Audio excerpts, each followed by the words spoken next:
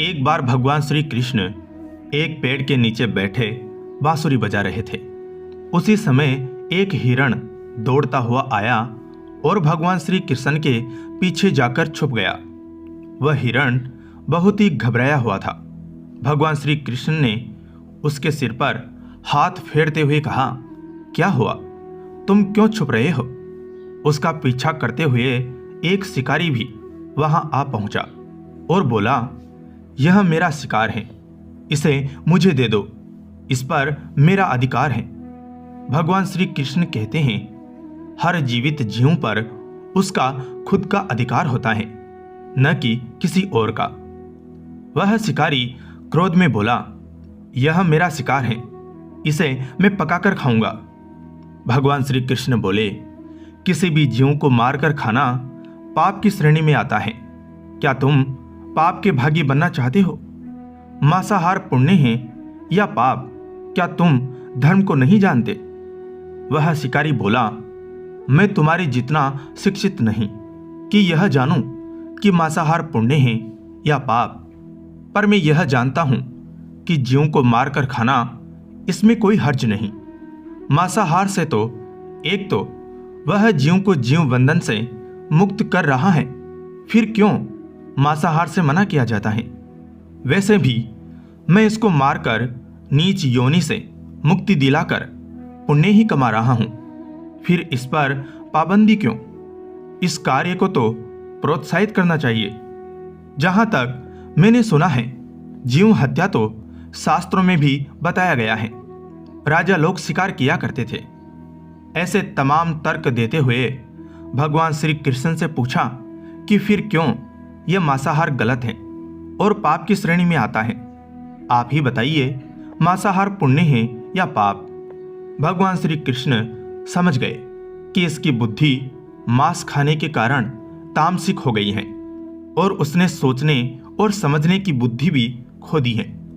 भगवान श्री कृष्ण बोले, इस अंतहीन विषय पर पहले मैं कोई राय नहीं दूंगा। मेरी इस छोटी सी कथा को सुनने के बाद तुम ही उत्तर देना, मांसाहार पुण्य है या पाप, और तुम्हें मांस खाना है या नहीं। वह शिकारी सोचने लगा कि इसमें मेरा तो कोई घाटा नहीं है, इस कथा को मैं सुन ही लेता हूं, मेरा मनोरंजन भी हो जाएगा और बाद में मुझे इसका मांस भी मिल जाएगा। भगवान श्री कृष्ण ने अपनी कथा आरंभ की। एक बार मगध में खाद्य संकट खड़ा हो गया तो अन्न का उत्पादन कम रहा। राजा को चिंता हुई कि यदि इस समस्या का शीघ्र निदान नहीं किया गया तो संरक्षित अनाज कोष भी खत्म हो जाएगा और संकट भीषण हो जाएगा। तो सम्राट ने अपनी राज्यसभा में पूछा कि देश की खाद्य समस्या को सुलझाने के लिए सबसे सस्ती वस्तु क्या है? मंत्रीगण सोच में पड़ गए। चावल, गेहूं, आलू इत्यादि पदार्थों को उगाने के लिए बहुत श्रम करना पड़ता है। वह तभी प्राप्त होते हैं जब प्रकृति का प्रकोप न हो। ऐसे में तो कुछ सस्ता हो ही नहीं सकता। तभी शिकार का शौक रखने वाले एक मंत्री ने सोचा कि यही उत्तम अवसर है, क्यों न अंधाधुंध शिकार के लिए राजा की अनुमति ले ली जाए। उसने सभा में कहा कि सबसे सस्ता खाद्य पदार्थ है मांस। इसके लिए धन का खर्च भी नहीं है और पौष्टिक खाना भी मिलता है। सभी सामंतों ने इस बात का समर्थन कर दिया, लेकिन मगध के प्रधानमंत्री अभी भी चुप थे। सम्राट ने पूछा, प्रधानमंत्री आप चुप क्यों हैं? आपने कोई अनुमोदन नहीं किया, आपका क्या मत है? प्रधानमंत्री ने कहा, मैं यह नहीं मानता कि यह कथन सही है कि मांस सबसे सस्ता पदार्थ है। फिर भी इस विषय पर अपने विचार आपके सामने कल रखूंगा। प्रधानमंत्री उसी रात मांसाहार का प्रस्ताव रखने वाले सामंत के घर पहुंचे। सामंत ने इतनी देर रात प्रधानमंत्री को अपने घर आया देखा तो वह घबरा गया। किसी अनिष्ट की आशंका से वह कांप गया। प्रधानमंत्री ने कहा, संध्या को महाराज बीमार हो गए, उनकी हालत बहुत ही खराब है। राजवैद्य ने कहा है कि किसी शक्तिशाली देह का 2 तोला मांस मिल जाए तो राजा के प्राण बचाए जा सकते हैं। आप महाराज के सबसे विश्वास पात्र हैं, इसलिए आपसे योग्य कौन होगा। इसलिए आप जो भी मूल्य लेना चाहे ले सकते हैं। आप कहें तो इस काम के लिए मैं आपको 1,00,000 स्वर्ण मुद्राएं भी दे सकता हूं।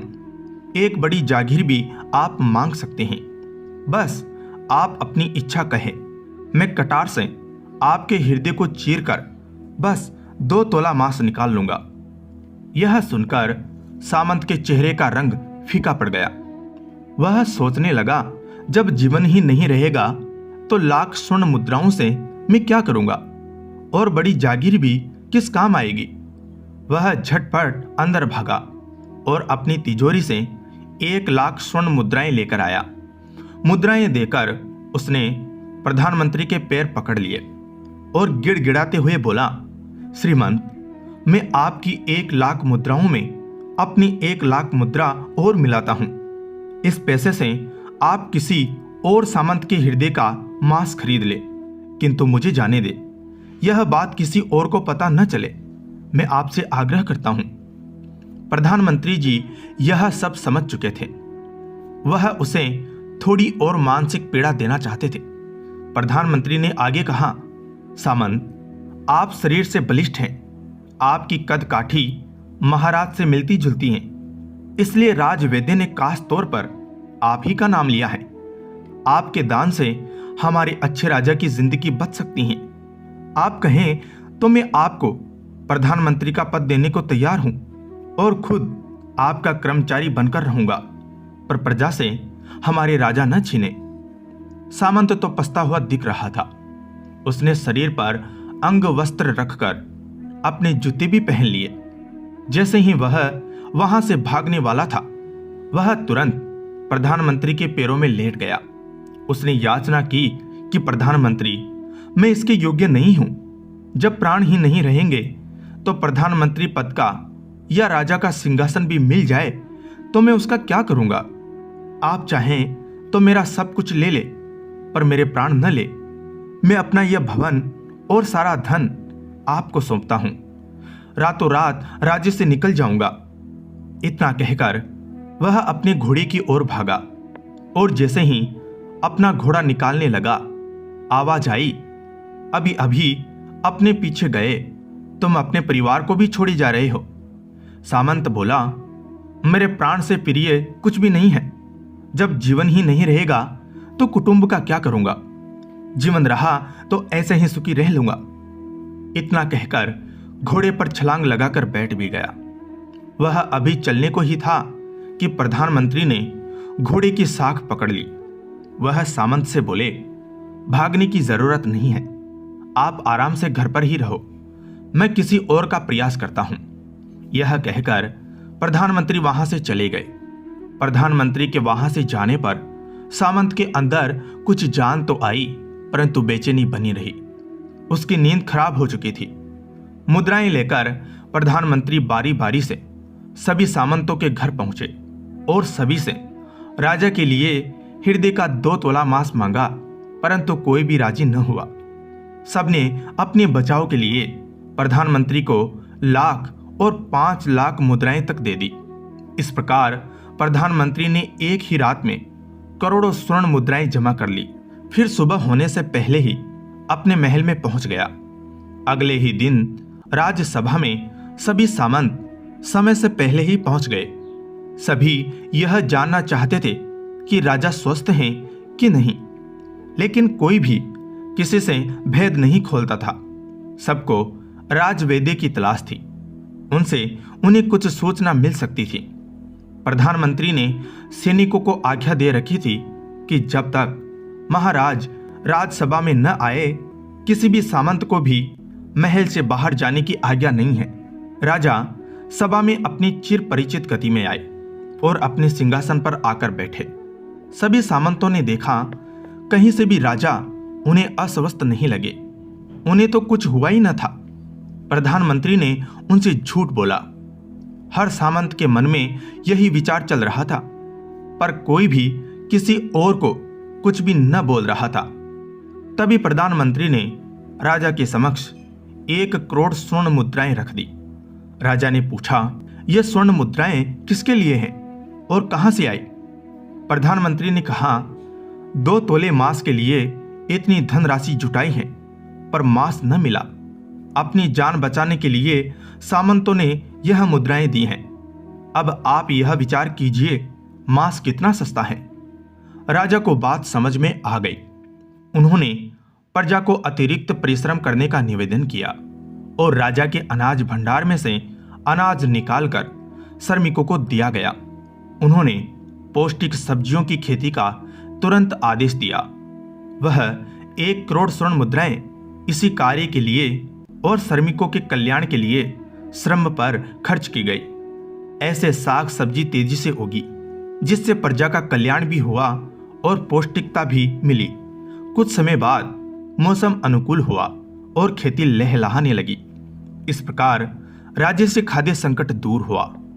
तो मित्रों, जीवन का यह मूल्य भगवान श्री कृष्ण हमें इस कथा के जरिए समझाना चाहते हैं कि हम यह न भूलें कि जिस तरह हमें अपनी जान प्यारी है, उसी तरह सभी जीवों को अपनी जान प्रिय होती है।